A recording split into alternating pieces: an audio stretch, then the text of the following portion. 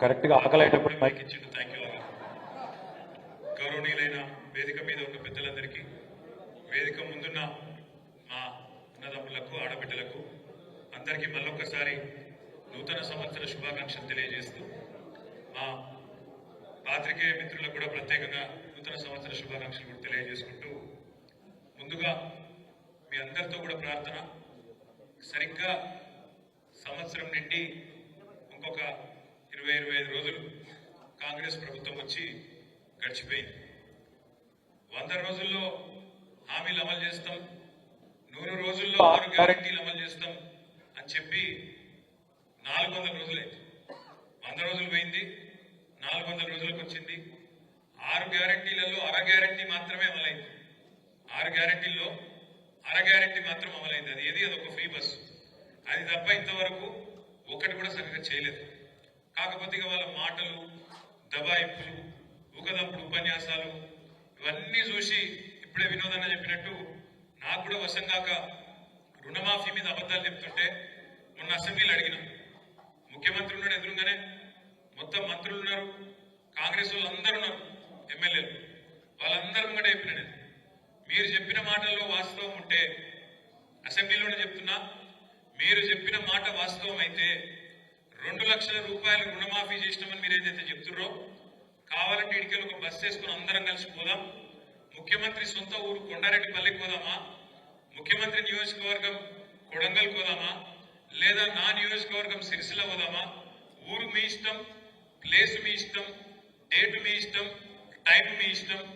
ఒక్క ఊళ్ళోనన్న రైతులు 100% రుణమాఫీ అయిందని చెప్తే నేను రాజీనామా చేసుడు కాదు, రాజకీయ సన్యాసం తీసుకుని అక్కడికి వెళ్ళంటే మీకు అని చెప్పాను.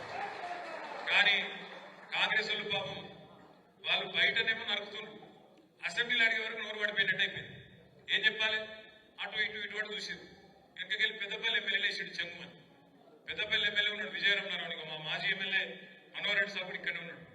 విజయరమణారావు లేచాడు, ఆయన ఎందుకు రేషం వచ్చింది లేచాడు, మైక్ తీసుకున్నాడు. ఏం చెప్తాడు నేను అనుకోండి, మీరు రాత్రి దమ్ముంటే పెద్దపల్లికి మా దగ్గర 70% రుణమాఫీ అయింది అన్నాడు. నేను అదే, మీరు సిగ్గులేదురా పోయి, మీకు ముఖ్యమంత్రి 100% అంటాడు, ఎమ్మెల్యే 100 అంటాడు, బయట బ్యాంక్ కోడ్ సారా అంటాడు, బయట పోతేనేమో 20% కాలేదు, సిగ్గు ఇచ్చేది లేదు మీకు. కనీసం అబద్ధాలు చెప్పుకుంటున్నారని ట్రైనింగ్ తీసుకొని చిన్న మీరు బేకారున్నారని చెప్పాను. వాళ్ళ వాస్తవం ఏంటంటే వాళ్ళకు పరిపాలన సాధన అయితే లేదు, వాళ్ళకు నడపస్తలేదు, నడపరాక ముఖం బాగాలేక అద్దం పలుకుతున్నాడు ఎక్కడికి గట్ల. ఇప్పుడు ఏంది? నాకు నడప సాధన అయితే లేదు, ఏం చేయాలి మరి? నేను రాష్ట్రం పరిస్థితి బాగలేదు అని చెప్పాలి. రాష్ట్రం పరిస్థితి కాదు, నీ నెత్తి బాగలేదు, నెత్తిలో గుజ్జు లేదు. దానికి ఎవడేం చేస్తాడు? నీకు తెలివి లేక, శాతగాక, దద్దమ్మవై అడ్డగోలు హామీలు ఇచ్చి, పనికిమాలిన హామీలు ఇచ్చి, 100 రోజుల డైలాగులు కొట్టి, అఫిడవిట్లను పోజులు కొట్టి, దేవుళ్ళ మీద ఒట్లు పెట్టి, ఏదో పీకుతామని ఏదో పెద్ద బిల్డప్ ఇచ్చి వచ్చినాం. వచ్చి ఇవాళ ఏమైతుంది? శాతం అయితే లేదు, ఏం చేయాలో తెలుస్తలేదు. తెలియక ఇప్పుడు ఇంటికి వస్తుంటే ఇక్కడ చూసిన బయట మన కరెక్ట్గా మన ఆఫీస్ ఎదురుగా టెంట్ వేసుకున్నాం. ఎవరు? సర్వశిక్ష అభియాన్ ఉద్యోగులందరూ టెంట్ వేసుకున్నారు. నేను అడిగింది వాళ్ళని, ఏందమ్మా ఏమైందని. ఏం లేదు సార్, ఈ రేవంత్ రెడ్డి సరిగ్గా నవంబర్ 23లో మా దగ్గరకు వచ్చిండు సార్. వచ్చి ఏం చెప్పిండు? మీరు ఛాయ్ తాగే లోపల ముఖ్యమంత్రి అనేటోడు అనుకుంటే ఛాయ్ తాగే లోపల మీ సమస్య పరిష్కారం చేయొచ్చు, ఛాయ్ తాగే లోపల గవర్నమెంట్ ఆర్డర్ ఇచ్చి పంపించచ్చు, ఏముందమ్మా మీ సమస్య అని చెప్పిండు. చెప్పుడే కాదు, నన్ను గెలిపియండి, నేను పిలుచుకుంటా, ఛాయ్ తాగిపిస్తా, ఛాయ్ తాగే లోపల జీవో ఇచ్చి పంపిస్తా అని చెప్పిండు. అన్న మరి ఆయనకు ఛాయ్ పత్తి దొరుకుతలేదా, పాలు దొరుకుతలేవా, నీళ్లు దొరుకుతలేవా, ఏం దొరుకుతలేదో మాకు అర్థం కాబట్టి టెంట్ వేసుకొని కూర్చున్నాం అన్నారు. ఛాయ్ పత్తు మరి చక్కెరను అదేదో లేకపోతే మనం పంపిస్తాం. 22,000 మంది వాళ్ళు ఎదురు చూస్తారు. ఆడబిడ్డలకు చెప్పిండు, కేసీఆర్ ₹1,00,000 ఇస్తాడు, నేను తులం బంగారం ఇస్తాను. మరి ఇప్పుడు బంగారం షాపులు దిగుతలేరు, అయినాడు పుడతలేదా బంగారం? తులం బంగారం దొరకలేదా? సంవత్సరం అయిపోయి ఎన్ని లెగ్గాలైనాయి? 4-5 లక్షల పెళ్లిలు అయినాయి. ఒక్కలగా నచ్చిందా? రాలే. రుణమాఫీ అన్నాడు. నేను ముఖ్యమంత్రిని అడుగుతున్నా, మళ్ళొక్కసారి వేదికగా అడుగుతున్నా, నిన్న చెప్పినా మళ్ళీ చెప్తున్నా, ఎంత సిగ్గుదప్పిన ప్రభుత్వం అంటే, ఎంత ఇజ్జత్ లేని ప్రభుత్వం అంటే కాంగ్రెస్ ప్రభుత్వం. వీళ్ళే చెప్పారు. ఏం చెప్పారు? డిసెంబర్ 3కు ముందు తీసుకుంటే అప్పుడు ఆదుకుండాలి మీకు. మనం రైతు బంధు కోసం 7,600 కోట్లు తయారు చేసి పెట్టినాం.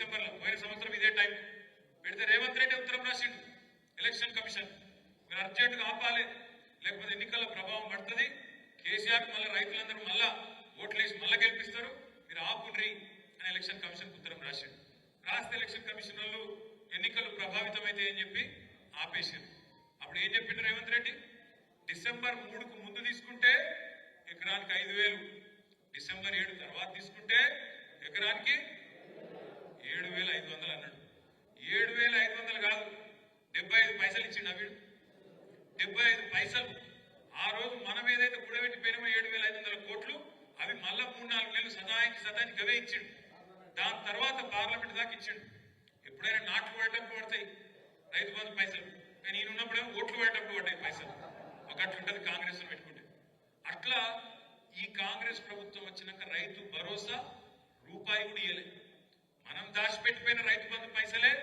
ఒక్కసారి ఏడిపించి 6 నెలలకు ఇచ్చిండు తప్ప ఈ సంవత్సరంలో ఒక్కటంటే ఒక్క పైసా కూడా రైతుకి ఇయ్యని ముఖ్యమంత్రి రేవంత్ రెడ్డి అదొక్కటే కాదు మీకు యాదుకుండాలి ఏమన్నాడు ప్రతిపక్షంలో ఉన్నప్పుడు 3 పంటలకు ఇవ్వాలి ఇది 3 పంటలకు ఇప్పుడేమంటాడు రైతు ప్రమాణ పత్రం రాసి అన్నాడు ఇప్పుడు మా బొప్పాపుడు శ్రీనివాస్ రెడ్డి నాడు ఇప్పుడు ప్రమాణ పత్రం రాసియాలి ఏమని నేను సాగు చేస్తా నేను ఖచ్చితంగా వ్యవసాయం చేస్తా అని రైతు ప్రమాణ పత్రం రాసి అధికారులకి అన్నాడు కేసీఆర్ ఉన్నప్పుడు మీరు ఎక్కడైనా దఫ్తర్కి పోయినా రైతు దరఖాస్తు పెట్టినా రైతు బంధు కోసం ఎవరికైనా దండం పెట్టినవా ఎక్కడ దండం పెట్టేది లేదు దరఖాస్తు పెట్టేది లేదు దఫ్తర్కు పోయింది లేదు కనీసం ఎన్నికల్లో కేసీఆర్ మాట కూడా ఇయ్యలే మీకు నేను రైతు బంధు అనే ప్రోగ్రాం పెడతాను మాట కూడా ఇయ్యలే ఇయ్యకపోయినా 12 దఫాలుగా 80,000 కోట్ల రూపాయలు రైతుల ఖాతాల్లో జమ చేసిన నాయకుడు కేసీఆర్ గారు 80,000 కోట్లు ఏది ఒక రైతు బంధు ఇంకో దిక్కు రుణమాఫీ రూపంలో మరొక 27,000 కోట్లు 1,07,000 కోట్లు రైతుల ఖాతాల్లో రూపాయి లంచం గాని పైసా లంచం గాని లేకుండా 70 లక్షల మంది రైతుల ఖాతాల్లో టింగు అని మంచిగా ఫోన్లు మోగుతుంటే నాట్లు పడేటప్పుడు మంచిగా పైసలు పడేటట్టు సౌలత్ ఏర్పాటు చేసింది కేసీఆర్ ఇవాళ రేవంత్ రెడ్డి ప్రభుత్వం 3 పంటలకు రైతు బంధు వేయాలని చెప్పిన రేవంత్ రెడ్డి డిసెంబర్ 3 తర్వాత అయితే ఎకరానికి 7,500 ఇస్తానని చెప్పిన రేవంత్ రెడ్డి ఏకకాలంలో 2 లక్షల రుణమాఫీ చేస్తానన్నాడు యాదికుందా మీకు కేసీఆర్ గారు ₹1,00,000 రుణమాఫీ చేసిండు ఆయన అనుకుంటాడు రైతులందరూ నాకే ఓట్లు ఇస్తారని మీరందరూ కూడా కేసీఆర్ ₹1,00,000 రుణమాఫీ తీసుకున్న వాళ్ళు కూడా బ్యాంకు గురుకుర్రి వెంబడే తెచ్చుకోండి ఎంబడే నేనేస్తా నేను ఎంబడే వస్తా ఎంబడే సంతకం పెడతా అన్నాడు ఇప్పుడు ఎంబడే పడుతున్నాడు ప్రమాణ పత్రం రాయమని చెప్తున్నాడు ఇప్పుడు మీకు రైతు భరోసా ఏడాడు ఇలా కేబినెట్ మీటింగ్ ఉన్నది నేను నిన్న అడిగిన రేవంత్ రెడ్డిని దమ్ముంటే చెప్పు అడిగిన ఎలక్షన్లకు ముందేమో వరంగల్ రైతు డిక్లరేషన్ అన్నావు ఇలా రైతు డిక్లరేషన్ ఇవ్వాలంటున్నావు ఇది ఎక్కడి నీతి రైతు ప్రమాణ పత్రం రాసించుడైంది ఎందుకు రాసియాలి తెలియదా ఇవాళ ఊళ్ళలో మీ అధికారులకు అగ్రికల్చర్ ఎక్స్టెన్షన్ ఆఫీసర్ తెలియదా అక్కడ ఉండే గ్రామ పంచాయత్ సెక్రటరీకి తెలియదా లేదా ఊర్లో ఉండే సర్పంచ్కి తెలియదా ఎంపీటీసీకి తెలియదా ఏ రైతు సాగు చేస్తుండో ఏ రైతు సాగు చేస్తున్నాడో తెలియదా ఇలా రైతులను బదనాం చేసే కుట్ర అసెంబ్లీలో పెట్టిండు కాగితం ఏమంటాడా కాగితంలో రైతు బంధు వల్ల 22,000 కోట్ల రూపాయలు దారి మళ్ళీనాయని చెప్పి ఒక చెత్త మాట రైతును బదనాం చేసే మాట రైతును దొంగగా చిత్రీకరించే మాట మాట్లాడుతూ ఉన్నాడు 22,000 కోట్లు దారి మళ్ళీ అంటాడు నాకు నిజంగా అర్థం కాకపోయి నేను అక్కడ ఉండే అధికారులు అడిగిన వ్యవసాయ అధికారులు కనబడ్డారు అసెంబ్లీలో అడిగిన ఎక్కడికి వెళ్ళి వచ్చిందా మీకు ఈ లెక్క అని అడిగిన 22,000 కోట్లు అంటున్నారు ఏడ దారి మళ్ళీనాయి ఏ ఊర్లో దారి మళ్ళీనాయి ఏ సర్వే నెంబర్కి పోయినాయి ఎవరి ఖాతాలో పడ్డాయి చెప్పుని మాకు అన్న అంటే వాళ్ళు ఏం చెప్పారు ఎరికేనా సారిగా మా పేరు చెప్పకూరు కానీ వాస్తవం ఏంటంటే ఇప్పుడు వానాకాలం పంటేస్తారు వానాకాలం దగ్గర 1.5 లక్షల ఎకరాలు కేసీఆర్ వచ్చిన తర్వాత నీళ్ళు వచ్చినాయి కరెంట్ మంచిగా వచ్చింది రైతు బంధు వచ్చింది రైతుకు ధైర్యం వచ్చింది కాబట్టి 1.5 లక్షల ఎకరాలు సాగు జరిగింది వానాకాలంలో కానీ వానాకాలంలో పత్తేసిన వాళ్ళు వానాకాలంలో కందేసిన వాళ్ళు రెండో పంటేసే అవకాశం ఉంటుందా వానాకాలంలో పత్తేసిన వాళ్ళు యాసంగిలో రెండో పంటేసేందుకు అవకాశం ఉండదా జరగలాగా ఏం చెప్పు ఉండదు కంది ఉంటుందా రెండో పంటకు అవకాశం మిర్చికి ఉంటుందా చెరుకుకుంటుందా పసుపుకుంటుందా ఉండదు మరి ఇప్పుడు ఈర్నపల్లి మండలంలో పోడు భూములు ఉన్నాయి ఆ పోడు భూములు ఎక్కడో జంగళ్ళు ఉంటాయి ఆ జంగల్ ఉండే భూములల్లో నీకు ఒక పంట పండుడే కష్టం, రెండో పంట పడుతుందా? ఎక్కడ బోరు బావి మీద నడవాలి, నడవది. ఇప్పుడు రేవంత్ రెడ్డి ప్రభుత్వం ఏమంటారు ఎరికేనా? ఆ రెండో పంట మీరు ఏదైతే వేయలేదో, ఆ రెండో పంట మీరు ఏదైతే పత్తి వేసిన వాళ్ళు, కందేసిన వాళ్ళు, ఆ పోడు రైతులు, ఆ చెరుకు రైతులు, ఆ పసుపు రైతులు, ఆ సోయా రైతులు, ఆ మిర్చి రైతులు ఎవరైతే రెండో పంట యాసకి లేలేదో ఒక పైసలు కేసీఆర్ ఇచ్చి తప్పు చేసినట్టు మీకు. ఆ పైసలు రెండో పంటకు మీరు ఏకపోయినా కేసీఆర్ ఇచ్చిండు, ఇచ్చి తప్పు చేసిండు అంటారు. నేను ఇక్కడికి వచ్చినప్పుడు రవీంద్రరావు గారిని అడిగిన, రవీంద్రరావు గారు మరి పత్తి సంగతి ఏందని అడిగిన.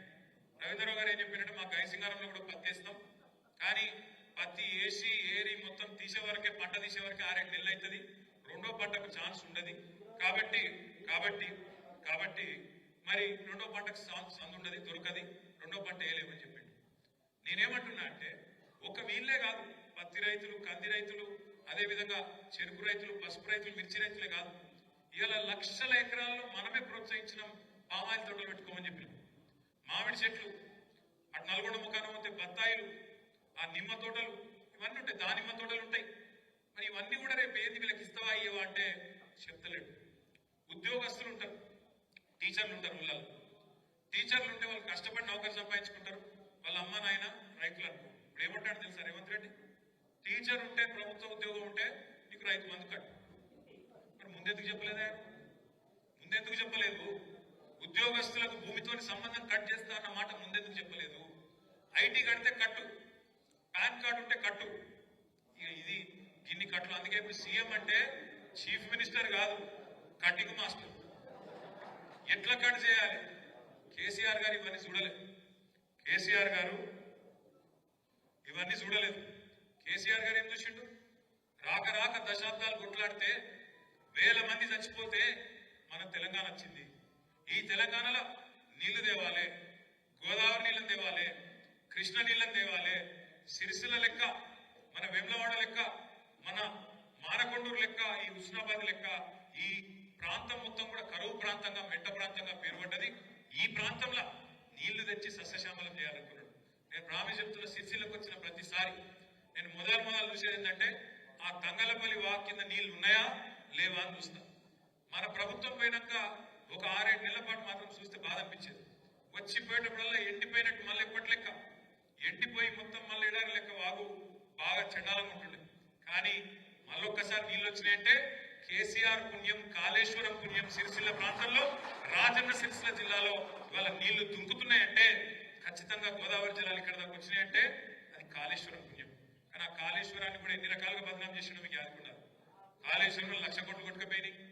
మేడిగడ్డలో పర్రె పడ్డది, పర్రె మేడిగడ్డ బరాజు పడలే, నీ పుర్రే పడ్డది. ఇలా పుర్రెలు సగం లేవు. ఆ పర్రె పడ్డదని చెప్పి దానికి రాహుల్ గాంధీని తీసుకొచ్చి పర్రె చూడుర్రి దానికి ఫోటోలు కొట్టేది అంతర్జాతీయ ఎక్కువైంది. ఏమైంది మరి? ఆడ భూకంపం వచ్చినా తట్టుకున్నది కదా, కాళేశ్వరం బరాజు తట్టుకోలేదా? మొన్న భూకంపం వచ్చింది అక్కడ మేడిగడ్డ కాడ, ములుగు జిల్లాల కింద సమ్మక్క సారక్క బ్యారేజ్ కాడ భూకంపం వస్తే కూడా 5.3 రిక్టర్ స్కేల్ మీద నమోదైతే కూడా ఏం కాలేదు. 28 లక్షల క్యూసెక్ల వరద వస్తే కూడా మేడిగడ్డ బరాజ్ ఏం కాలేదు. నాకైతే ఒక అనుమానం ఉంది, పక్కా చెప్తున్నా, ఇదివరకు చెప్పినా మళ్ళీ చెప్తున్నా. ఆ రోజు కూడా ఏదో ఇల్లే చేసిర్రు లంగరు. ఆ రోజు కూడా ఖచ్చితంగా దాన్ని ఏమో చేసిండ్రు. ఇలా కొంతమంది అక్కడ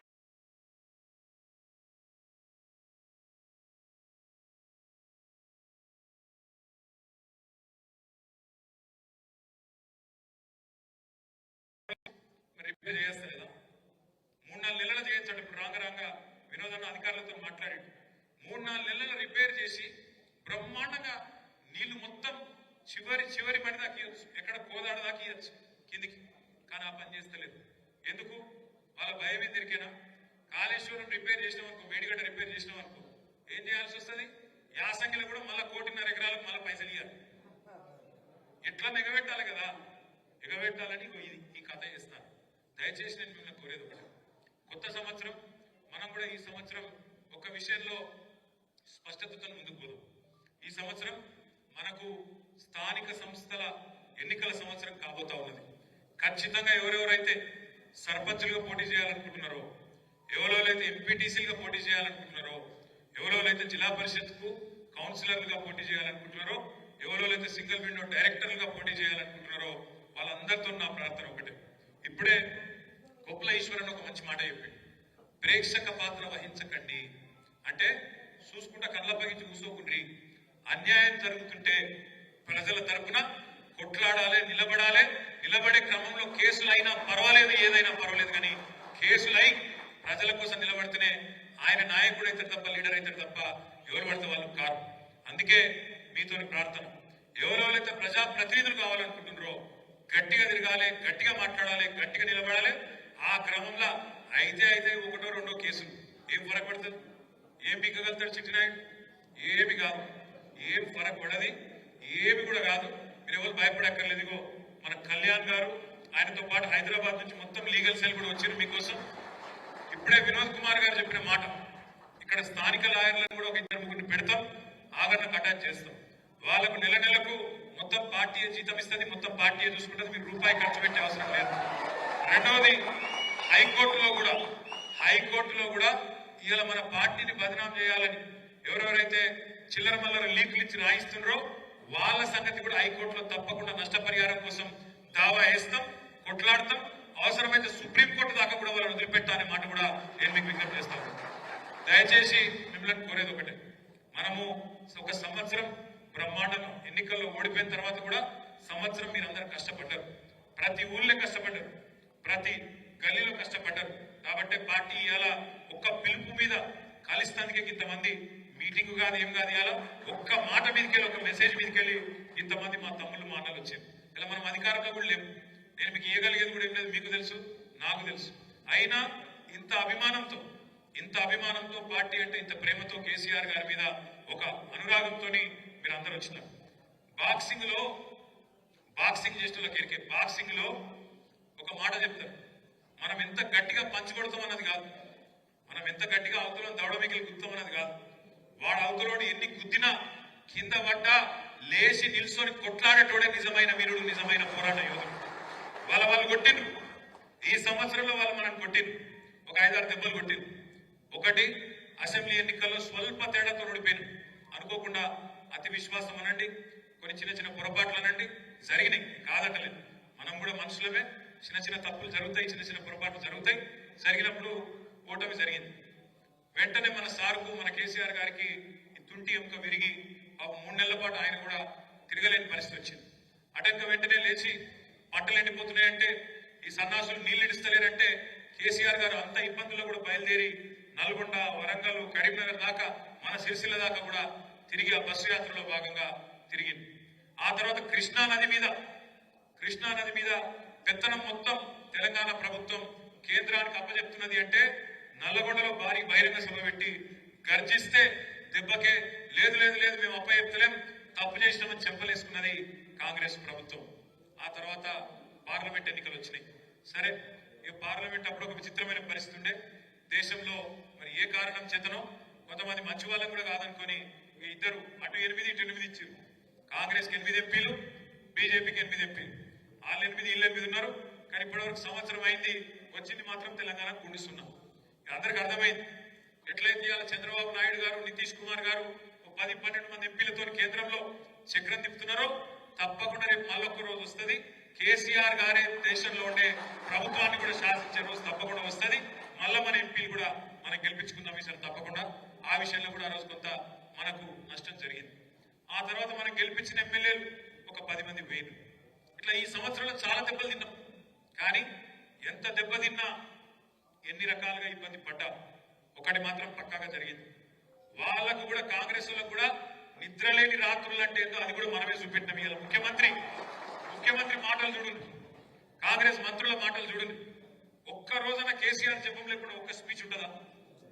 కేసీఆర్ పేరు తీయకుండా, బీఆర్ఎస్ సోషల్ మీడియా తిట్టకుండా ఒక్క ఉపన్యాసం ఉన్నదా ముఖ్యమంత్రిది? ఏడవైనా ఒకటే ఏడుపు, ఎక్కడ పోయినా ఒకటే ఏడుపు, ఒకటే రాగం. ముఖం బాగలేక అద్దం పలగొట్టుకున్నట్టు నడపశాత కాక రాష్ట్రాన్ని, ప్రభుత్వాన్ని పనికిమాలిన మాటలు మాట్లాడుతున్నాడు. ఎంత పచ్చి అబద్ధాల కోరు ఈ ముఖ్యమంత్రి అంటే, నిన్న మాట్లాడిన మాట ఒక్క నిమిషంలో మీకు చెప్తా, మీకు అర్థమవుతుంది. ముఖ్యమంత్రి అంటోడు ఒక రాష్ట్రానికి పెద్ద మనిషి. ఆ పదవిలో కూర్చున్నాక రాష్ట్రం మొత్తం నాది అని మాట్లాడాలి.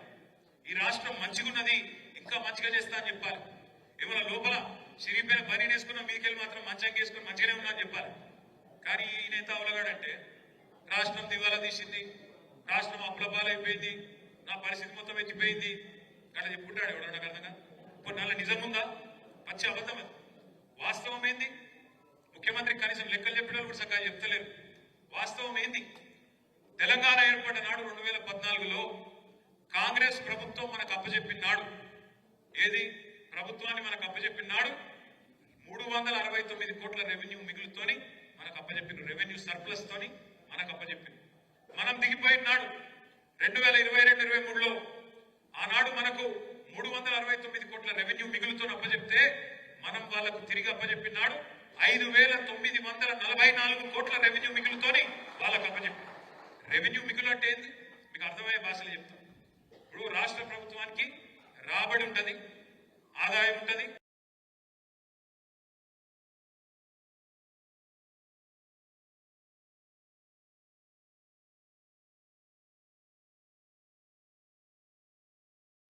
ఆ ఖర్చులు ఏమేముంటది? రెవెన్యూ ఎక్స్పెండిచర్లో ఏముంటదంటే జీతాలు, పెన్షన్లు, అప్పులు, మిత్తిలు, సబ్సిడీలు, ఇవన్నీ నియంగా జీతాలు, పెన్షన్లు, అప్పులు, మిత్తిలు, సబ్సిడీలు ఇవన్నీ నియంగా ఖర్చుల ఇవన్నీ ఓంగా మిగులు ఉన్నది అని మొన్న పెట్టిన బడ్జెట్ లో బట్టి విక్రమార్క గారు 1000 కోట్ల రెవెన్యూ మిగిలి ఉంది అని చెప్పి మొన్న 2024లో బడ్జెట్ పెట్టింది.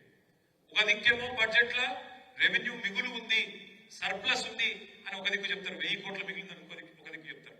నిన్న ముఖ్యమంత్రి నెలకు 4,000 ఘాటా ఉంది, ఏం చేయాలో తెలుస్తలేదు అని ముఖ్యమంత్రి చెప్తాడు. మరి ఆయన కూర్చొని మాట్లాడుకుంటలేరా? లేకపోతే ఆయన లెక్కలు వేరు, ఈయన లెక్కలు వేరా? ఢిల్లీకి పంపే లెక్కలు వేరు, అవి నాకెరికే. ఢిల్లీకి పంపే లెక్కలు వేరు, ఆ లెక్కలు వేరు. కానీ ఇక్కడ లెక్కలు కూడా ఇట్లా తారుమారైతే ఒకటే మంత్రివర్గంలో ఒక ముఖ్యమంత్రి, డిప్యూటీ సీఎం అలాగ లెక్కలు చెప్పొచ్చునా? ఇది ప్రజలను తప్పిదారి పట్టించుడు కాదా? ఇది పచ్చి అబద్ధాలు చెప్పుడు కాదా? నీ ప్రభుత్వంలో నువ్వు పెట్టిన బడ్జెట్ లో నువ్వు కేబినెట్ లో కూర్చొని సంతకం పెట్టింది ఏంది? రెవెన్యూ మిగులు ఉంది అని చెప్పినావు.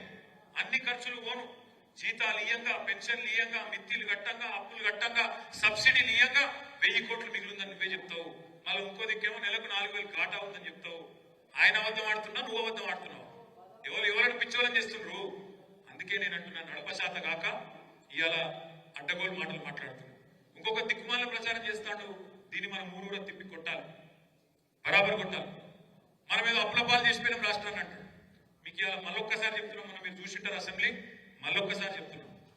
మనం చేసిన అప్పులు మొత్తం పురుజా లెక్క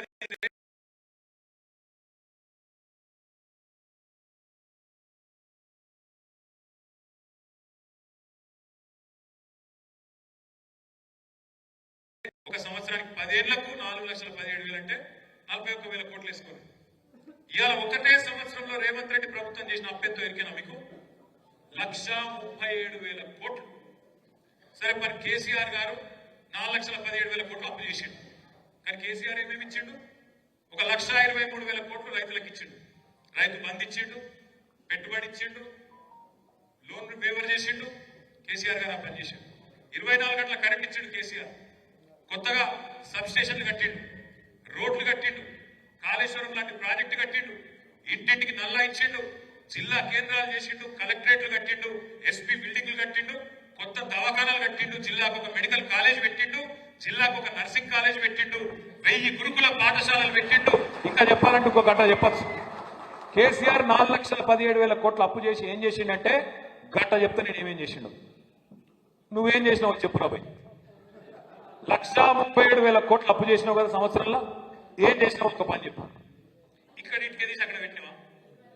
ఎక్కడన్నా ఒక్క కాడ ఒక్క పథకం చాలు చేసినావా? ఉన్నాయి కూలగొట్టుడు తప్ప కొత్తవి కట్టినాడేమన్నా?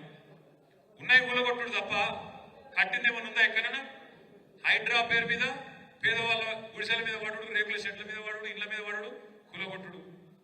డిపిఆర్ లేదు, మన్ను లేదు, కానీ పైసలు కావాలి, ఢిల్లీకి పంపాలి కాబట్టి మూసీల పడి అక్కడ ఉండే పేదల మీద ప్రతాపం చూపెట్టుడు తప్ప ఈయన చేసిందే ఒక్క స్కీమ్ స్టార్ట్ చేసిండా? కొన్ని రైతు భరోసా ఇచ్చిండా? ఆడబిడ్డలకు 2,500 వేస్తానని వేసిండా? తులం బంగారం ఇచ్చిండా?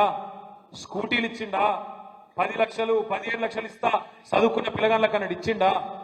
ఎవ్వలకు ఒక రూపాయి ఒక ఇల్లు ఇచ్చినావా? పోని ఇందిరా మిల్లు లాంటివి ఉన్న ఇల్లే కూలగొడుతుంది ఆయన ఉన్న ఇల్లే కూలగొట్టి కలర్లు మార్చడం వేరు ఊసరవెల్లి కంటే వేగంగా కలర్లు మారుస్తుండు కానీ నేనేమంటున్నా అంటే ఒక్క కొత్త పథకం లేదు ఒక్క ఇటుక కట్టింది లేదు ఒక కొత్త కాలేజీ పెట్టింది లేదు కానీ 1,37,000 కోట్ల అప్పు ఎడబోతున్నాయి పైసలు మరి ఢిల్లీకి మూటలు కట్టి పైసలు ఇవాళ వేల కోట్ల రూపాయలు ఢిల్లీకి పంపుట్ల బిజీగా ఉన్నాడు ఈ ముఖ్యమంత్రి. ఇవాళ తెలంగాణ కాంగ్రెస్ పార్టీకి ఏటీఎం అయింది.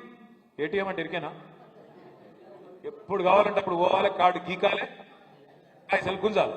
సేమ్ తెలంగాణ పరిస్థితి ఇలా కాంగ్రెస్ లో గట్లే అయిపోయింది. ఎప్పుడు కావాలంటే అప్పుడు రేవంత్ని విలువాలి, గీకాలే, పైసలు పోవాలి, గట్ల అయిపోయింది. ఇవాళ తెలంగాణ కాంగ్రెస్ కేమో ఏటీఎం అయిపోయింది. కానీ తెలంగాణలో పరిపాలన ఎట్లయిపోయింది? పిచ్చోని చేతిలో నాయి లెక్క అయిపోయింది. ఎప్పుడు ఎవరిని కొడుతున్నా తెలియదు.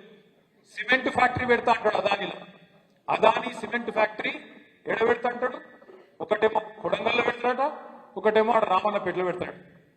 అక్కడ వాళ్ళు భూములు ఇయ్య అన్నారు పాపం గిరిజన రైతులు. ఇయ్య అంటే ఏం చేసిండు? 40 రోజులు జైల్లో పెట్టిండు. ఆ కేసులో కూడా నన్ను ఇరికిద్దామని చూసిండు. నువ్వే ఉన్నావు దీనెనక, నువ్వే కొట్టించినావు. అరే నాకేం సంబంధం రాబోయే అంటే లేలే నువ్వే ఉన్నావు, నువ్వే కొట్టించినావు, అందులో దొరకబడతా అని చూసిండు. ఆ తర్వాత కొన్ని రోజులు అది గోల కొడతా ఇది గోల కొడతా కొన్ని రోజులు ఎంకులాడిండు. ఏం చేసినా రేవంత్ రెడ్డి 6 గ్యారెంటీల విషయంలో అంటే 6 గ్యారెంటీలు ఎప్పుడో మర్చిపోయాడు. కానీ నా మీద 6 కేసులు మాత్రం పెట్టే ప్రయత్నం చేసి 6 కేసులలో ఏదో దాన్ని ఇరికేయాలి, మీరు జైలు పంపాలని మాత్రం బాగుంది. నేను మీ అందరినీ కోరేది ఒకటే, కేసుల గురించో ఫీజుల గురించో మనం భయపడే అవసరం లేదు. మనం ఎవ్వరం కూడా దాని గురించి బయట చర్చ పెట్టే అవసరం కూడా లేదు. మనం ఒకటే పని చేద్దాం ఈ కొత్త సంవత్సరం. ఏంటది?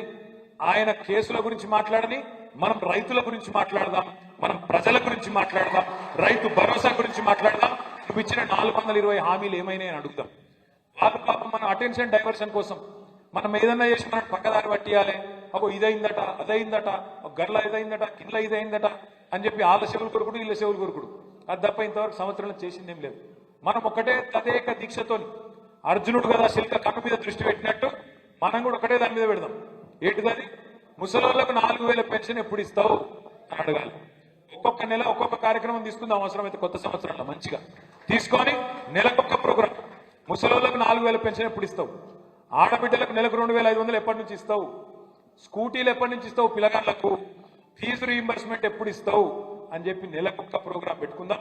మంచిగా ఈ కొత్త సంవత్సరం 12 నెలల పాటు ఉక్కిరి బిక్కిరి వాళ్ళకు ఊపిరాడకుండా చేసే బాధ్యత ప్రధాన ప్రతిపక్షంగా ఈ గులాబీ దండుదే గులాబీ సైనికులదే అనే మాట నేను విజ్ఞప్తి చేస్తున్నాను. అదేవిధంగా చాలా మంది మా అన్నదమ్ములు అడుగుతారు, అన్న మనం కూడా కొత్త కమిటీలు వేసుకోవాలన్నారు. తప్పకుండా నేను ఈ సంవత్సరం మీ అందరికి మాటిస్తున్నా, తొందరలో సభ్యత్వ నమోదు కార్యక్రమం కూడా స్టార్ట్ చేసుకుందాం. మంచిగా బూత్ కమిటీ నుంచి వార్డు కమిటీ, గ్రామ కమిటీ, మండల కమిటీ, పట్టణ కమిటీ, నియోజకవర్గ కమిటీ, జిల్లా కమిటీ, రాష్ట్ర కమిటీ, రాష్ట్ర అనుబంధ సంఘాల కమిటీలు పటిష్టంగా ఈ కొత్త సంవత్సరం బ్రహ్మాండంగా వేసుకుందాం. అందరికీ మనకు 33 జిల్లా పార్టీ ఆఫీసులు ఉన్నాయి. అన్ని నియోజకవర్గాల్లో అన్ని జిల్లాలలో శిక్షణ కార్యక్రమాలు కూడా పెట్టుకుందాం. అద్భుతంగా పటిష్టంగా మన పార్టీని నిర్మాణం చేసుకుందాం. మొదటి సంవత్సరం ఒడిచిపోయింది, మనకు తెలిసి తెలియకుండానే అయిపోయింది 1 ఇయర్. ఈ సంవత్సరం కూడా మొత్తం ఎలక్షన్లలో ఈ కొట్లాటలనే పోతుంది. ఎందుకంటే ఇప్పుడు ఎట్లాగూ ఎలక్షన్లు వస్తాయి, మీకు తెలుసు నాకు తెలుసు. మళ్ళా రేవంత్ రెడ్డి మోసానికి శ్రీకారం చుడుతున్నాడు. రైతులకు రైతు భరోసా పేరు మీద ప్రమాణ పత్రం రాసియాలని చెప్పి చెడగోపం పెట్టే ప్రయత్నం చేస్తున్నాడు. గ్రామాల నుంచి వచ్చిన మా నాయకులను నేను కోరుతున్నాను, గ్రామాలలో చర్చ పెట్టండి, రైతులను అడగండి. కేసీఆర్ ఉన్నప్పుడు ఏమైనా రాసియాల్సి వచ్చిందా? దరఖాస్తు పెట్టుకునే అవసరం పడ్డదా? పడలే. ఇవాళ మాత్రం మళ్ళొక్కసారి ప్రమాణ పత్రం సెల్ఫ్ డిక్లరేషన్ రాసియాలి అంటున్నాడు. మీకు ఇంకొక మాట యాదికుండాలి, సరిగ్గా సంవత్సరం కిందట 28 డిసెంబర్ నాడు 28 డిసెంబర్ నుంచి జనవరి మొదటి వారం దాకా ప్రజాపాలన పేరు మీద దరఖాస్తులు తీసుకున్నారు. యాదుకుందా? మర్చిపోయారా? రేవంత్ రెడ్డి అంటే మర్చిపోయింది, మీరు మర్చిపోకూడదు. 1,06,00,000 మంది దరఖాస్తులు పెట్టారు. 1,06,00,000 మంది. అందులో ఏమేమి ఉన్నాయో ఎరికైనా ఆ దరఖాస్తులలో? పెన్షన్ కోసం అదే దరఖాస్తు అన్నారు, రైతు భరోసా కోసం అదే దరఖాస్తు అన్నారు, మీ పేరు తీసుకున్నారు, మీ అకౌంట్ నెంబర్ తీసుకున్నారు, అన్ని తీసుకున్నారు. మరి మళ్ళీ ఎందుకు పెట్టమంటున్నారు దరఖాస్తు? 1,06,00,000. కరెక్ట్ మాట చెప్పినాడు మా తమ్ముడు. ఎక్కడికి వెళ్ళి చెప్పిండు? టైం పాస్, ఏదో ఒకటి చేసి టైం పాస్ చేయాలి, ఎగబెట్టాలన్న తప్ప ఇచ్చే ఉద్దేశం లేదు. ఓ దిక్కేమో 1,06,00,000 ప్రజాపాలన పేరు మీద దరఖాస్తులు తీసుకుంటుంది, ఇంకో దిక్కేమో కులగణన అని చెప్పి ఇంకో లెక్కలు తీసుకుంటుంది. మళ్ళీ ఇప్పుడు మళ్ళీ దరఖాస్తులు మళ్ళీ టైంపాస్ కార్యక్రమం కాబట్టి ఏమనాలి. అందుకే ప్రభుత్వం దగ్గర 12 సీజన్లు కేసీఆర్ గారు ఎట్లయితే 12 కాలాలు మీకు రైతు బంద్ చేసిండో ప్రతి ఒక్క రైతు అకౌంట్ నెంబర్ ప్రభుత్వం దగ్గర ఉంది. ఎవరికి ఎంత సర్వే నెంబర్ ఉందో, ఎంత భూమి ఉందో ఉన్నది. ఎవరు భూ యజమాని, ఎవరు కౌలు రైతు, అది కూడా ప్రభుత్వం దగ్గర ఉంది. యాదకుండాల మీకు రేవంత్ రెడ్డి గారు చెప్పిండు ఎన్నికలకు ముందు ఏమన్నాడు, 22 లక్షల మంది కౌలు రైతులు ఉన్నారు తెలంగాణలో, వాళ్ళందరికీ కూడా రైతు బంధు ఇస్తా అని చెప్పిండు. యాదకున్నదా లేదా? రైతు కూలీలకు ఎంత ఇస్తా అన్నాడు? 12,000 ఇస్తా అన్నాడు. అందుకే నేను మిమ్మల్ని అందరినీ కోరేది, గ్రామాల నుంచి వచ్చిన మా సోదరులను, రైతు భరోసా మీరు చెప్పిన విధంగా రైతు భరోసా ఎకరానికి 5,000 కాదు 7,500 ఇస్తా అని చెప్పినాం. మరి 3 పంటలకు కలిపి, ఏది పోయిన డిసెంబరు, తర్వాత యాసంగి, మళ్ళీ ఇప్పుడు వానాకాలం, 3 కలిపి ఒక్కొక్క పంటకు రేవంత్ రెడ్డి ఎంత బాకీ ఉన్నాడు ఎరికైనా? ఒక్కొక్క ఎకరానికి 17,500 రూపాయలు ఒక్కొక్క రైతుకు బాకీ ఉన్నాడు. ఒక ఎకరానికి 17,500 బాకీ ఉన్నాడు. ఎట్లా అంటారా? ఎట్లా అంటే ఒక్కసారి మాత్రం వానాకాలం మాత్రం సరే యాసంగప్పుడు మాత్రం పాత రైతు బంధు ఇచ్చిండు. అది ఎంత? ఎకరానికి 5,000 ఇచ్చిండు. దానికి మీదికెళ్ళి 2,500 బాకీ ఉన్నాడా? అటంకే 7,500 బాకీ ఉన్నాడా? మళ్ళీ ఇప్పుడు 7,500 బాకీ ఉన్నాడా? సో ఎంత మొత్తం కలిపితే ఎకరానికి 17,500 రూపాయలు బాకీ ఉన్నాడు. మొత్తం ఇవ్వాలి. ఇప్పుడు తప్పించుకుంటా అంటే నడవది. వానకాలం నేను కొట్టినా ముసలోళ్ళకు 2 నెలల పెన్షన్ కొట్టిండు. యాదుకుందా? జనవరి పెన్షన్ కొట్టిండు, ఆగస్టు పెన్షన్ కొట్టిండు. సర్పంచ్ గెలవాలనుకుంటే వాళ్ళు డిసెంబర్ కూడా కొట్టిండు. ఇంకా రాలేదా? ఇప్పుడు కూడా రాలేదా? అందుకే అంటున్నా, సర్పంచ్, ఎంపీటీసీ, జెడ్పీటీసీ గెలవాలని షోకున్న వాళ్ళు మీరు ఇంట్లో పట్టుకుంటేనో, లేకపోతే కేటీఆర్ వచ్చి తిరుగుతాడు, ఆగయ్య వచ్చి తిరుగుతాడు, ఈశ్వరన్ వచ్చి తిరుగుతాడు, వినోద్ కుమార్ వచ్చి తిరుగుతాడు, లక్ష్మణరావు గారు తిరుగుతాడు. ఇది కాదు.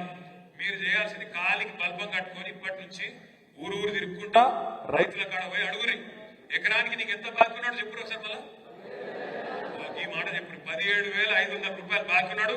కాంగ్రెస్ వాడు ఇంట్లో ఓటు అడిగేందుకు వస్తే ఎడమకాలు చెప్పు తీసి చేతిలో పట్టుకొని రెడీగా ఉండు, 17,500 పెట్టు, ఎకరానికి తర్వాత మాట్లాడని చెప్పి వాళ్ళ నిలదీయమని చెప్పాలి.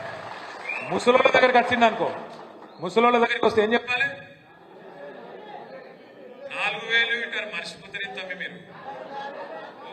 నేను చెప్తా అసలు ఇక్కడ 12 నెలలు 12 నెలలు అయిందా?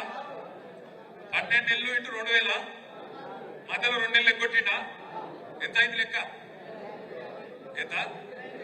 ఈయన అనుకున్నా నాకంటే బేకారు అనుకున్న లెక్క. 30,000 బాకీ. ఒక్కొక్క ముసలమ్మకు, ఒక్కొక్క ముసలయ్యకి ఎంత బాకీ? అవి ఆ ముసలోళ్ళకి చెప్పి తయారు పెట్టిన ఎడమకాలు చెప్పు పట్టుకొని రెడీ కూర్చోవా? వస్తాడు కాంగ్రెస్ ఓటు పోటు అని వస్తాడు, ఏను ఒకటి అని చెప్పు. ఎందుకంటే దొరికేది ఇప్పుడే, మళ్ళీ ఇప్పుడు తప్పించుకున్నారు అనుకో 3 ఏళ్ళు మళ్ళీ పత్తకుండా అడిగాం. అందుకే చెప్పాలి, ఊరూరా చెప్పాలి, ప్రతి గల్లీలో చెప్పాలి, ఆడబిడ్డలకు గుర్తు చేయాలి. ఫ్రీ బస్సు అంటే ఎక్కిరి. ఇప్పుడు ఏమైంది? కర్ణాటకలో బస్సు ఛార్జీలు పెంచారు. మళ్ళీ ఆడోళ్ళకి ఫ్రీ అంట, మగోళ్ళకి డబల్ అంట. ఏం పడిందన్న? ఆడోళ్ళకి ఫ్రీ, మళ్ళీ భర్తలకు డబల్. ఏముందో చెప్పిగా ఈ కిసలకి వెళ్ళిపోతుంది, ఈ కిసలకి వెళ్ళిపోతుంది. అంత రేటు కదే కదా అక్కడుంటారు కదా కాంగ్రెస్ తో. అందుకే చెప్తున్నా, అరిచేతుల స్వర్గం చూపెట్టడం ఎవరిని నమ్మద్దు. వాడు కేసులు పీసులు రాస్తాడు. ఇలా ఏం రాసిన పేపర్ వాడు? సిరిసిల్లలో ఏదో భారీ భూ కుంభకోణం, నీ పొద కుంభకోణం. ఏ కుంభకోణం జరగలే, ఏ లంబకోణం జరగలే. ఇక్కడ ఎవరో ఒకరు ఇద్దరు అవలగాళ్ళు, ఎవరో ఒకరిద్దరు అవలగాళ్ళు. అది కూడా చెప్తున్నాను నేను. కేవలం ఇవాళ అధికారం వచ్చిన ఒక కొత్త ఇదిలా 2-3 కేసులు పెట్టించి ఏదో పైశాచిక ఆనందం పొందుతాం అనుకుంటారు. మన చేతిలో 4-5 సార్లు ఓడిపోయినాక పాపం కొద్దిగా మధ్యస్థిమితం తప్పి దివాలా పనులు చేస్తారు. ఆడ పైన ముఖ్యమంత్రి ఎట్లా ఇక్కడ ఈ అవలగాలు కూడా గట్లే ఉన్నారు. నేను వాళ్ళందరికీ ఒకటే చెప్తున్నా, మీకు కూడా ఒకటే చెప్తున్నా.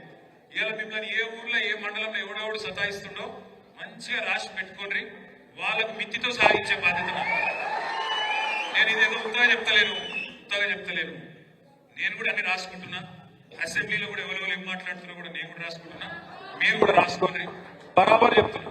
వీళ్ళు ఒక్కొక్కరు టైం వస్తుంది. టైం మళ్ళా వస్తుంది. ఎందుకంటే ప్రజలకు ఆల్రెడీ అర్థమైంది. దేశపతి శ్రీనివాస్ గారు మొన్న ఇక్కడికి వచ్చిండు దీక్షా దివసం. ఒక మంచి కథ చెప్పిండు మీకు యాదకుండా. నేను మళ్ళొక్కసారి కథ చెప్తా, మీరు వినుండ్రి. అది తిన్నాక మనం పని చేసుకుందాం. ఆ తర్వాత భోజనానికి పోదాం. ఒకసారి ఒక జంగల్ అడవిలా మరి పేద అడవి, ఇప్పుడు ఒకప్పుడు మన కోనరావుపేట అడవి లెక్క పేద అడవి, అది కూడా అసలు అడవిలా చాలా రకాల జంతువులు ఉండేది. అక్కడ సింహం ఉండేది. సింహం ఆ అడవికి రాజు. అయితే సింహం కొద్దిగా డల్ అయింది, ఎందుకో వయసు మీద పడ్డదో ఇంకోటి డల్ అయింది. కొద్దిగా డల్ కాగానే కొత్త రాజు ఎవరు అని చెప్పి నడుస్తాను చర్చ. ఈ లోపల ఏమైంది, ఆయన ఒక రోజు నక్కలు ఉంటాయి కదా, నక్క ఒకటి అట్లా పోతుంటే ఆయన మన సిరిసిల్ల పట్టణం పక్కకి వెళ్ళిపోతుంది. పోతుంటే ఆ బట్టలు వచ్చినాక నీళ్ళు రంగు పెడతారు చూడు, ఆ నీళ్ళు రంగు కూడా పెద్ద బకెట్ ఉండేనాడు. ఆయన నక్క పోయి బకెట్లో పడ్డది. బయటకు వచ్చేవారు మొత్తం నీలం కలర్ లో మారిపోయింది. ఉడికింది, జంగలకు ఉడికింది, కొండరపేట జంగలకు పోయింది. పోయే వరకు అన్ని జంతువులు పరిశాన, ఇది ఇతర కొత్త జంతువు వచ్చింది, స్వర్గంకి వెళ్ళి వచ్చిందా, యాడికెళ్ళి వచ్చింది, ఇది నాగమాగం అయినాడు. అయినాక వాడు నక్క అర్థం, అబ్బా ఇదేదో కథ మంచిగానే ఉంది, నేను కొత్త కనబడుతున్నా వీళ్ళందరికీ.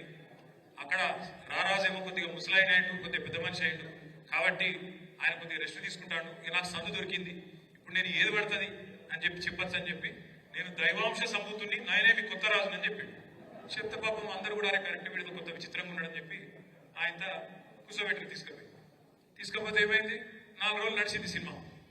నడిచింది. ఇక రోజు ఇటుకుడు అటుకుడు, ఇటు దుంకుడు అటు దుంకుడు, పని చేసుడు లేదు, మనం లేదు.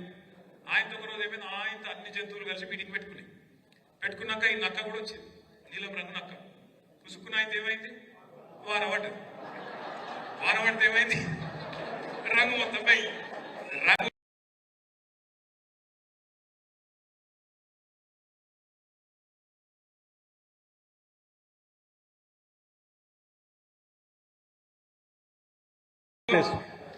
ఆ నక్కను మళ్ళొక్కసారి నమ్మి మోసపోయినాం. కానీ ఏం పర్వాలేదు, అప్పుడప్పుడు జరుగుతాయి, మనకు కూడా మంచి జరిగింది, మనం బాధపడేది కూడా ఏం లేదు. 5 ఏళ్ళు మనం కూడా అధికారానికి దూరం అయితే మనం కూడా ఏమైనా చిన్న పొరపాట్లు చేసింటే వాటిని మనం కూడా సరిదిద్దుకునే అవకాశం మనకు దక్కింది. అట్లాగే ప్రజలకు కూడా అర్థమైంది. ఎలక్షన్ల ముందు నేను ఒకటి విన్నా, ఆడాడ ఇంటుంటి నేను ఏమని కొంతమంది మాట్లాడుతున్నారు, మనం లోట్లకు పోతే మేము కేసీఆర్ ఇంట్లోకి ఇస్తుండా అన్నారా లేదా? మరి ఇప్పుడు రేవంత్ రెడ్డి ఇంటికి పొలం అమ్మిస్తాడు, అప్పుడు అది కూడా తెలియదు కదా. ఒక్క చెప్పాలి, కేసీఆర్ ఆడికెళ్ళి ఇచ్చిండో మొత్తానికైతే పేదవాడిని మాత్రం కడుపులో పెట్టుకొని చూసుకున్నాడు. కరోనా లాంటి దిక్కుమాల పరిస్థితి వస్తే కూడా ఒక్కసారి కూడా మరి రైతుకు మాత్రం కష్టం కాకుండా నష్టం కాకుండా చూసుకున్న మాట వాస్తవమా కాదా? ఒక్కసారి గట్టిగా సప్పట్లతో మన నాయకుడు కేసీఆర్ గారికి ధన్యవాదాలు చెప్పాలి. గట్ల చూసుకున్నాడు కేసీఆర్. మరి ఇప్పుడు వీళ్ళ సంగతి మీకు కనబడుతూనే ఉంది. నక్క నిజరూపం బయటపడ్డట్టు కాంగ్రెస్ అనే ముసలి నక్క నిజరూపం బయటపడ్డది. ప్రజలు కూడా మమ్మల్ని అడుగుతారు. నిన్న నా దగ్గరికి ఒక జంట అమెరికాకి వెళ్ళి వచ్చారు. అమెరికాలో వాషింగ్టన్ డీసీలు ఉంటారు, వాళ్ళు పిల్లలు తీసుకొని సెలవులకు వచ్చారు. డిసెంబర్లో కలిసిపోతాం, ఫోటో దిగిపోతామని వచ్చారు హైదరాబాద్. వచ్చినాక మాట్లాడుకుంటా ఆ అమ్మాయిది మన చొప్పలాంటి కాన్స్టిట్యున్సీ మల్యాలు ఉన్నాడు. అన్న బాగున్నారా, అంత పాత కరీంనగర్లు ఎట్లున్నారు, అట్లా ఇట్లా అని మాట్లాడుతుంది అమ్మాయి. నల్గొండ పిల్లగాన్ని చేసుకున్నది, పిల్లలకి అమెరికా వాళ్ళు అక్కడనే పుట్టిరు, అన్నీ పెరుగుతాను. ఆ అమ్మాయి అంటాను, అన్న వాస్తవం చెప్తున్నానే, నిజంగా బాధ అనిపిస్తుంది, ఈ సంవత్సరం చూస్తేనే ఇట్లా అనిపిస్తుంది, ఎట్లా పిచ్చోని చేతులు రాయిపోయినట్టుంది తెలంగాణ అనుకుంటే ఏమంటాను తెలుసా నన్ను. పాప అమ్మాయి అమాయకంగా అడిగింది, అన్న ఏం చేయరాదా, ఏం చేయాలని నేనన్నా, ఏం చేయాలమ్మా అని నేనన్నా, ఏం చేయరాదా, ఏమన్నా చేసి ఏం చేయరాదు తల్లి, ఇంకో 4 ఏళ్ళు. ఎందుకంటే ఒక ఓటు తప్పు, ఒక ఓటుకు శిక్ష, ఒక తప్పు ఓటు వేస్తే శిక్ష ఎంత, 5 ఏళ్ళు. అందుకే నేను మిమ్మల్ని కోరేది, జెడ్పీటీసీ ఎంపీటీసీ సర్పంచ్ ఎన్నికల్లో కూడా ఆ రోజు ఎమ్మెల్యే ఎన్నికలైన తప్పు ఈసారి కాకుండా చూసుకునే బాధ్యత మీది, నాది, మనందరిది. పార్టీ మీకు సంపూర్ణంగా అండగా ఉంటుంది. ఎవరెవరైతే కొట్లాడతారో వాళ్ళకు అన్ని రకాల సహకారం, వాళ్ళకు అన్ని రకాల పూర్తి బ్యాకప్ నేనుంటా, సహకారంగా నేను నిలబడతా. సిరిసిల్లలో గ్రామాన, మన సిరిసిల్ల జిల్లాలో గ్రామాన గులాబీ జెండా ఎగిరేటట్టు చూసుకోవాల్సిన బాధ్యత మనందరిది. తప్పకుండా కలిసికట్టుగా కదం దొక్కుదాం. నీరసపడే అవసరం లేదు, కేసులకు భయపడే అవసరం అంతకంటే లేదు. మీరు టీవీలు చూసి పేపర్లు చూసి వాడు తాటికాయంత అక్షరాలతో రాయంగానే మీరు ఆగం కాకుర్రి. సోషల్ మీడియాలో ఈ మధ్యన కొన్ని నిజాలు వస్తున్నాయి, అవి చూడున్నారు అప్పుడప్పుడు. పేపర్ వాళ్ళని చూసి మీరు ఆగం కాకురు. పేపర్ వాళ్ళని ఏమంటలేము, మీరు ఆయన నన్నేమని అనుకునేది, మీరేం చేయలేరు, మీ యాజమాన్యాలు గట్లున్నాయి, మీరేం చేయలేరు. కానీ మా విలేకరు సోదరులను నేను అంటలేను. మీరంటే గౌరవం ఉంది, ఉద్యమంలో మాత్రం కలిసి పని చేసిన వాళ్ళు అంత సీరియస్గా చూడతాం. వాళ్ళు పైన మాత్రం ఏదో సిరిసిల్లలో కుంభకోణం లంబకోణం, ఏ కుంభకోణం మనం చేయలే, ఏ తప్పు చేయలే. ఏ గాడిది కొడుకు మనం పీకేది కూడా ఏం లేదు, అది కూడా చెప్తున్నా. కాబట్టి తప్పకుండా తప్పకుండా మీకు అండగా నేనున్నా, మన జిల్లా పార్టీ ఉన్నది, రాష్ట్ర పార్టీ ఉన్నది, న్యాయవాదుల బృందం ఉన్నది, కింద న్యాయస్థానం ఉంది, పైన దేవుడు ఉన్నాడు. తప్పకుండా న్యాయం జరుగుతుంది. ఒక్కొక్కరి సంగతి మళ్ళా చూసుకుందాం. అందరు ధైర్యంగా ఉండాలని చెప్పి కోరుతూ, కింద భోజనాలు ఉన్నాయి, బువ్వ తినేటోళ్ళు బువ్వ తినుండ్రి, తర్వాత మీదికి రండి, లేదా మొదలే ఫోటోలు దిగుదామంటే ఫోటోలు దిగుదాం. అందరికీ మళ్ళొక్కసారి నూతన సంవత్సర శుభాకాంక్షలు తెలియజేసుకుంటూ నాయక్ సాబ్ ఆగుజరా. జై తెలంగాణ.